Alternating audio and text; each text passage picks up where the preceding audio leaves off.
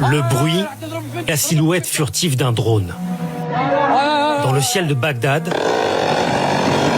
les canons anti-aériens américains entrent en action. L'appareil est touché et s'écrase au sol dans une déflagration.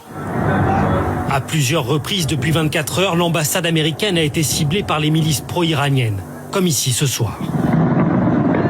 Plus tôt, 2 drones ont été détruits.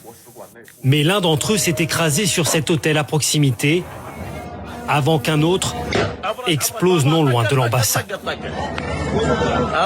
Les intérêts américains dans la capitale irakienne sont-ils vulnérables?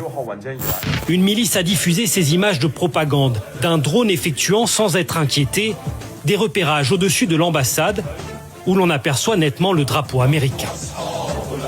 Même affaibli, l'Iran poursuit ses frappes et continue à verrouiller le détroit d'Ormuz. Donald Trump veut montrer qu'il contrôle malgré tout la situation.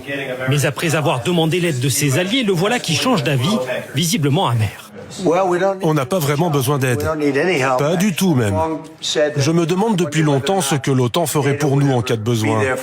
C'était un bon test. Nous n'avons pas besoin d'aide, mais ils auraient dû être là pour nous. 2 premières fissures publiques apparaissent aussi au sein de son équipe. Ce matin, coup de tonnerre, l'une des figures majeures de l'antiterrorisme claque la porte du gouvernement en contredisant la version du président. Je ne peux pas en toute conscience soutenir cette guerre en Iran. L'Iran ne représentait pas une menace imminente pour notre nation. Ce vétéran, déployé 11 fois lors de la guerre en Irak, a perdu sa femme, elle aussi soldate, en 2019 lors d'un attentat de Daesh en Syrie. Il affirme que Donald Trump s'est laissé entraîner dans cette guerre par les Israéliens. Preuve que cette guerre va encore durer, Donald Trump annonce reporter son voyage officiel prévu en Chine à la fin du mois pour mieux se consacrer, dit-il, à la gestion de ce conflit avec l'Iran.